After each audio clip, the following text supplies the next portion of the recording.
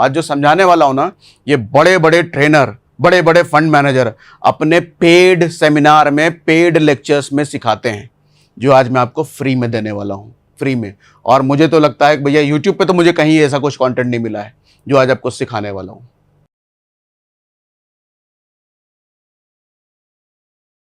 Standard deviation for mutual fund by category. देखो, equity mutual fund जो होता है वो वैसे ही ज्यादा उठा फटक उसमें होता है, मैं डायरेक्ट स्टॉक की बात कर रहा हूं। Debt mutual fund comparatively stable होता है, बहुत ज्यादा उठा पटक उसमें नहीं होती है, तो उसका स्टैंडर्ड डेविएशन आपको लो मिलेगा। आप हाइब्रिड फंड की बात करो तो इसका स्टैंडर्ड डेविएशन ना बहुत ज्यादा हाई ना बहुत ज्यादा लो मिलेगा, एवरेज के आसपास मिलेगा। इसलिए हाइब्रिड फंड बहुत सारे फंड मैनेजर्स रिकमेंड करते हैं। अब जैसे ये पराग पारिक एक है, मैंने मनी कंट्रोल पे ये देखा, तो ये देखो इसका स्टैंडर्ड डेविएशन दिखा रहा है 10.94, लो वोलेटिलिटी लिख के भी आ रहा है, 10 का मतलब ये। तो लो वोलेटिलिटी अगर आपको पसंद है तो ऐसा फंड आपके लिए। अगेन कोई रिकमेंडेशन वगैरह नहीं है, प्रॉपर एनालिसिस ऐसे बोल के नहीं, ठीक है। अब अगला प्रॉब्लम स्टेटमेंट, अगर दो फंड के रिटर्न सेम है, दोनों में कौन सा चुने? हैं, दोस्ती यारी में होता है ना, अपना मोबाइल खोला, अरे 15 दिया, तेरा वाला कितना दिया, 15। कभी कोई मन करता है अरे दोनों का सेम ही तो है, क्या फर्क पड़ता है? सेम नहीं है, सेम नहीं है सर, अलग अलग है। कौन सा बेटर है ये कैसे पता लगा है? बीटा बताएगा, बीटा, बेटा नहीं बीटा। दो म्यूचुअल फंड ने एक फिक्स पीरियड में बिल्कुल सेम रिटर्न दिए हैं, अगर ऐसा हुआ है, मान लो 15% रिटर्न दिया है, उसमें बेटर कौन सा है ये डिसाइड कैसे करें? बीटा फंड की वॉलेटिलिटी यानी कि उठा पटक नापता है। अगर ये आपको बताता है कि इंडेक्स के ऊपर या नीचे जाने पर उस फंड की वैल्यू कितना बढ़ने या कितना घटने की उम्मीद है, इसका मतलब ऐसे समझिए कि इंडेक्स अगर 10% ऊपर जा रहा है, रुको एग्जांपल सीधा यहीं से लेता हूं मैं आपको।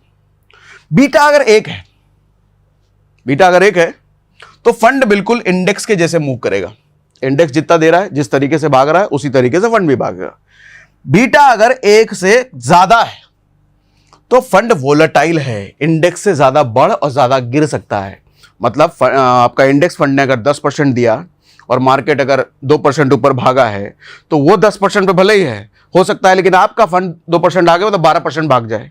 ऐसे गिरने के टाइम पे भी होगा, आपका इंडेक्स फंड 2% सॉरी गिर करके वो 10% गिरने टाइम हुआ है, इधर गिर करके ये 8 के साइड चला जाएगा। तो समझ रहे हो बात को? बीटा अगर 1 से कम है तो फंड स्टेबल है, ना बहुत ज्यादा भागता है ना बहुत ज्यादा गिरता है। ये बात आपको बीटा समझाता है। अब एग्जांपल समझिए अगर अभी क्लियर नहीं हुआ है तो। अगर इंडेक्स 10% ऊपर जाता है तो फंड ए 12% ऊपर जा सकता है, यही बात अभी मैंने बताया। अगर इंडेक्स 10% गिर जाता है तो फंड ए 12% नीचे जा सकता है। मतलब इंडेक्स से ज्यादा ऊपर जाने टाइम ज्यादा चला जाएगा, गिरने टाइम इंडेक्स से भी ज्यादा नीचे गिर जाएगा। मतलब ये इंडेक्स को आउट परफॉर्म कर देता है गिरने में भी और बढ़ने में भी, ठीक है। दूसरा फंड है बीटा जिसका 0.8 है यानी कि 1 से कम है। अब ये क्या होगा? अगर इंडेक्स 10% ऊपर जाता है तो फंड भी 8% ऊपर जा सकता है। मतलब इंडेक्स का पूंछ पकड़ लिया, पीछे पीछे है, वो 10 भाग गया, ये 8 ही भागा। अगर इंडेक्स 10% गिर जाता है तो फंड 8% गिरेगा। अब आप क्या चाहोगे? भागने के टाइम पे अरे ये तो 10 भागा, नहीं मेरा तो कम से कम 12 भागना चाहिए था, तो यहां आप नाराज हो जाओगे। लेकिन गिरने के टाइम पे इंडेक्स 10% गिरा, अरे मेरा 8 ही गिरा, तो यहां आप खुश हो जाओगे। ऐसा तो होगा नहीं ना, आपको दोनों साइड सेम चुनना पड़ेगा। आप डिसाइड करो भाई किस तरह के पोर्टफोलियो, किस तरह के माइंडसेट वाले आदमी हो आप। ठीक, कंक्लूजन क्या है कि अगर दो फंड का रिटर्न सेम है तो उसका बीटा देखो। बीटा देखने से आपको समझ में आएगा स्टेबिलिटी ज्यादा है, सॉरी वोलेटिलिटी ज्यादा है, कम है, इंडेक्स से आगे भागता है या इंडेक्स के साथ चलता है या इंडेक्स से पीछे चलता है। ऐसे इस फंड का देखो इंडेक्स बीटा 0.90 है। मैं उस फंड का दिखाता हूं जो फंड मैंने यहां पे खोल रखा था। आ जाओ भाई, इसका बीटा देखो 0.89 है। इसका मतलब स्टेबिलिटी भी अच्छी है इसकी, है। इंडेक्स से ज्यादा भले ना भागे लेकिन इंडेक्स से ज्यादा गिरेगा भी नहीं है, तो स्टेबिलिटी भी अच्छी है। अल्फा ज्यादा था, स्टेबिलिटी अच्छी है। इसका वाला देखे जरा, अरे भैया 1.5 है, मतलब ये इंडेक्स से ज्यादा गिरेगा भी, इंडेक्स से ज्यादा बढ़ेगा भी। रिस्की एसेट है फिर तो ये, ठीक है। बार बार बोल रहा हूं भैया इसमें पैसा लगाना देना, ये सिर्फ सिखाने के लिए मैं बोल रहा हूं और कुछ नहीं है। मुझे इसका भविष्य नहीं पता, मैंने कोई एनालिसिस नहीं करी है। आगे चल के गड्ढे में गिर जाए मुझे नहीं पता, आपका पैसा डूब जाए मुझे नहीं पता, सिर्फ सिखाने के लिए दिखा रहा हूं ये। ठीक, आओ आप आगे। अगला प्रॉब्लम स्टेटमेंट, क्या आपके फंड ने जितना ज्यादा रिस्क लिया है उतना ज्यादा रिटर्न भी दिया है क्या? पहले यह देखना है कि रिस्क कितना लिया है। ठीक है, दिखाता हूं। क्या सिर्फ 1-2% ज्यादा रिटर्न के लिए रिस्की फंड लेना ठीक है? सॉल्यूशन है शार्पे रेशियो। शार्पे रेशियो क्या है? यह बताता है कि फंड ने हर 1% रिटर्न कमा कर देने के लिए कितना रिस्क लिया है। मतलब आपके फंड ने 100 रुपए कमाने के लिए कितना ज्यादा अपनी जान को दांव पे लगाया है। आपके पास अगर 2 लोग हैं काम करने के लिए, एक आदमी 100 रुपए कमाने के लिए जान दांव पर लगाता है, दूसरा आदमी हंसी खुशी में 200 रुपए कमा के दे देता है, दूसरा वाला ज्यादा अच्छा है ना। अभी समझाता हूं इसको और एग्जांपल समझाऊंगा। हायर शार्पे रेशियो, ज्यादा रिटर्न कम रिस्क के साथ, कमा 200 रुपए रहा है बड़े आराम से बिना रिस्क लिए। लोअर शार्पे रेशियो, रिस्क बहुत ले रहा है, जान दांव पर लगा दे रहा है, कमा 100 ही रुपए रहा है। यार अजीब आदमी हो तुम। एग्जांपल समझो, फंड ए 15% रिटर्न दे रहा है, शार्पे रेशियो इसका डेढ़ है। फंड बी 17% रिटर्न दे रहा है, ज्यादा रिटर्न दिया है इसने, इसका शार्पे रेशियो 0.9 कम है। इसका मतलब इसने 17 निकालने के लिए अपने जान दांव पे लगाई है और इसने 15 निकाल दिया बिना जान दांव पे लगाए है। अभी एग्जांपल समझाता हूं, आगे बढ़ जा भाई। ये समझो, 2 लोग मैराथन में दौड़ रहे हैं। एक आदमी 15 किलोमीटर आराम से दौड़ गया बिना थके हुए, आराम से। दूसरा आदमी 17 किलोमीटर दौड़ा, 2 किलोमीटर ज्यादा दौड़ा, लेकिन 17 किलोमीटर दौड़ने के बाद उसको हार्ट अटैक आ गया, सीधा हॉस्पिटल के बेड पे जाके गिर गया। आप कैसा बनना चाहोगे? इसके जैसा, इसके जैसा? बताओ ये किसके जैसा बनना चाहोगे? सिर्फ 2 किलोमीटर एक्स्ट्रा दौड़ने के लिए ये हार्ट अटैक ले लिया, हॉस्पिटल के बेड पे जाके गिर गया, जान दांव पे लगा दिया। अरे काहे को? नहीं चाहिए 2% एक्स्ट्रा, 15 में मैं खुश हूं, मुझे यही फंड चाहिए। समझ गए शार्पे रेशियो का इंपॉर्टेंस? वहां देखते हैं वापस से। इसका शार्पे रेशियो 1 है। 1 कहने का मतलब ज्यादा रिस्क लिया, ज्यादा रिस्क नहीं लिया। अच्छा, इसका रिस्क, इसका शार्पे रेशियो कम है, मतलब इसने ज्यादा रिस्क लिया, ज्यादा रिस्क भी लिया, रिटर्न भी कम दिया। यार बताओ कैसा? ठीक है भैया, तो यही बात मैंने यहां पे लिखी है। फंड भी ने ज्यादा रिटर्न तो दिया बट बहुत ज्यादा रिस्क भी लिया। भैया मुझे लग रहा है कि बहुत बेहतरीन चीजें मैं समझा रहा हूं आपको, एकदम 1 नंबर। नोट्स बना लो, काम आएगा, नहीं तो ऐसे तो भूल जाओगे हैं। अभी ये वीडियो खत्म होगा, तुरंत सपना चौधरी का वीडियो आएगा या कोई ना कोई दूसरा वीडियो देखोगे तो ये सब तो खत्म आ जाएगा ना। इसलिए नोट्स बना लो तुरंत, ठीक है? और मुझे लिख के बताओ क्या आप बेहतरीन समझा रहे हो सर, आज तक किसी ने ये सब कॉन्सेप्ट नहीं समझाया, इसे लिख के बताओ। सारे कमेंट में पढ़ता हूं तो आपको पता ही है। अब शार्पे रेशियो वैल्यूज कितने होने चाहिए भैया? अगर 1 है खराब है, 1 से ज्यादा है, 1 से 2 के बीच है ठीक ठाक है, 2 से 3 के बीच है बहुत बढ़िया है, और अगर 3 से ज्यादा है बेहतरीन है। अब समझ में आ रहा है?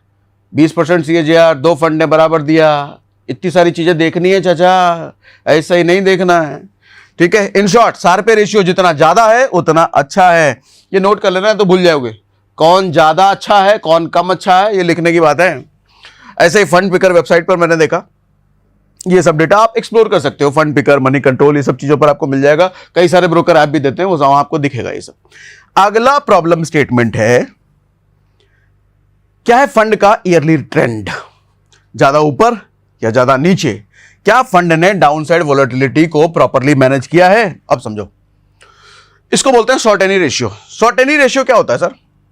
ये एक तरह के लिमिटेशन है, वो हर तरह के रिस्क को इक्वल ट्रीट करता है। कौन? वो शार्पे रेशियो, चाहे अच्छा हो या बुरा। देखो होता क्या है, ध्यान से समझिएगा। शार्पे रेशियो ने क्या बोला था? वो बोला बहुत ज्यादा ऊपर, बहुत ज्यादा नीचे, इतनी ज्यादा वॉलेटिलिटी ठीक नहीं है। यही बोला था, यही बोला था। ये क्या कहता है?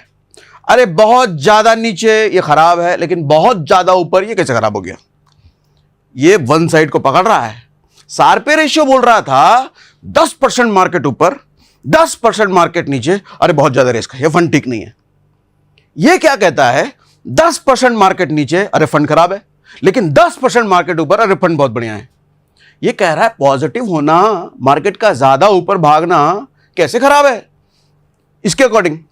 ठीक है, तो ये एक लिमिटेशन है, इसने हाफ कर दिया। ज्यादा गिरा है तो खराब है, ज्यादा बढ़ा है तो बहुत बढ़िया है। मतलब अभी वो मूडी कुछ लोग होते हैं ना, भैया हमको तो सिर्फ रिटर्न चाहिए, नेगेटिव जरा भी चाहिए ही नहीं, तो ये आपके पसंद की चीज है। ये सोचो अगर आपका फंड रिस्क तो लेता है पर रिजल्ट अक्सर पॉजिटिव डायरेक्शन में ही ज्यादा देता है, तो क्या वो रिस्क बुरा हुआ?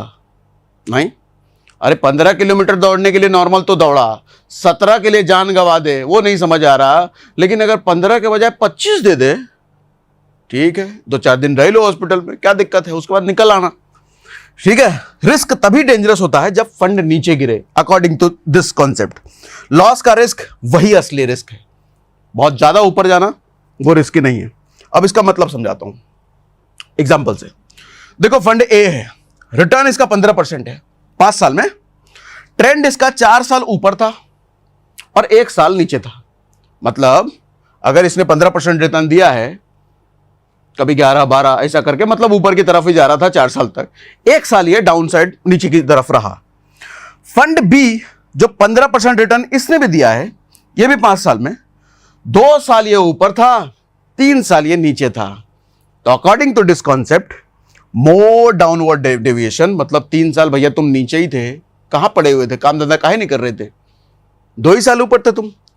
इसको कहता है ये कि भैया 4 साल इसने काम किया है, 1 साल कुछ काम नहीं किया। जब नीचे था तो ये कह रहा है कुछ काम नहीं किया। ये कह रहा है तुम 2 साल नीचे, 2 साल ऊपर थे, 3 साल तुमने कुछ काम नहीं किया, ये फंड ज्यादा बेटर है अकॉर्डिंग टू दिस कॉन्सेप्ट। अब ये समझो कितनी इसकी वैल्यूज होनी चाहिए। अच्छा, वैल्यूज इसका सारपे जैसा ही है, सारपे सॉर्टिनो, अजीब अजीब नाम है यार, हम भी भूल जाते हैं हिंदीवासी, लेकिन ठीक है, कॉन्सेप्ट समझना बहुत जरूरी है।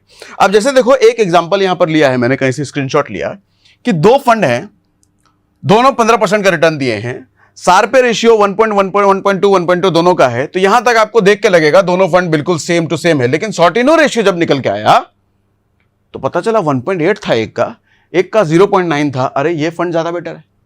तो कुल मिलाकर के ये सारे फंडे जो हमने बात करें, ये सारे फंडे देख रहे हो कि एक लेवल की और फिल्टर करने में हेल्प कर रहा है। मल्टीपल म्यूचुअल फंड जब आपके सामने हैं, बेहतर कौन सा है, बेहतर से भी और बेहतर कौन सा है, उससे भी और बेहतर कौन सा है, ये वो पैरामीटर हैं जो आपको म्यूचुअल फंड में बताने का काम कर रहे हैं।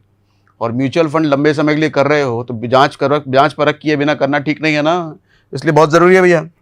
ठीक है, सारपे रेशियो सब रिस्क को इक्वल मानता है, सॉर्टिनो रेशियो सिर्फ नेगेटिव रिस्क को खराब मानता है। अब ये अगेन स्क्रीनशॉट मैंने लिया था, यहां पे सारपे रेशियो। अब जरा उस फंड के वापस आ जाते हैं, उस फंड पे वापस आ जाते हैं। ये क्या कह रहा है, इसका देखो सारपे रेशियो 1 है, सॉर्टिनो रेशियो 1.70 है। इसका देखो सारपे रेशियो 1 से कम है, सॉर्टिनो भी 1 से कम है। तो समझ रहे हो आप, समझ रहे हो, मीम था ना, समझ रहे हो वैसा वाला। ठीक है, अब आ गया हो, एक समरी दे देता हूं आपको। समरी ये है भैया, एक्सपेंस रेशियो लोअर हो, जितना कम हो अच्छा है भैया। Alpha higher side, positive side. Standard deviation जितना कम हो अच्छा है, बीटा जितना कम हो अच्छा है, सारपे रेशियो ज्यादा हो अच्छा है, सॉर्टिनो रेशियो ज्यादा हो अच्छा है, और ज्यादा का मतलब 1 से ऊपर। ठीक है, तो ये थी भैया आज का पूरा हमने समरी। मुझे उम्मीद है बड़ा जोरदार समझाया मैंने, और अगर ऐसा सच में है तो कमेंट बॉक्स में लिख के बताइए। और फ्री में म्यूचुअल फंड इन्वेस्ट करने के लिए हमने डिस्क्रिप्शन में और पिन कमेंट में लिंक दे रखा है। म्यूचुअल फंड इन्वेस्ट कीजिए भैया, लॉन्ग टर्म के लिए वाकई म्यूचुअल फंड सही है, लेकिन लॉन्ग टर्म के लिए, शॉर्ट टर्म के लिए मैं रिकमेंड नहीं करता। और हाँ, हमारे साथ ट्विटर पे भी जुड़िए, व्हाट्सएप चैनल पे भी जुड़िए, और टेलीग्राम में भी जुड़िए, और कहाँ जुड़ोगे सारा लिंक हमने डिस्क्रिप्शन में डाल रखा है। अच्छा, एक बात और अगर आप कहीं फंस रहे हो, कोई कॉन्सेप्ट नहीं समझ में आ रहा, बहुत सारे वीडियो देख लिए समझ में नहीं आ रहा था, आपको पता है ना अपनी एक्सपर्टीज क्या है, देसी भाषा में एकदम सिंपल तरीके से भर के एग्जांपल देते हुए समझाना, तो मुझे कमेंट बॉक्स में लिख के वही बताना कि अगला सेशन किस चीज पर आप चाहते हो, कौन सी चीज मेरे से सीखना चाहते हो। बस भैया बंद करो आज के लिए।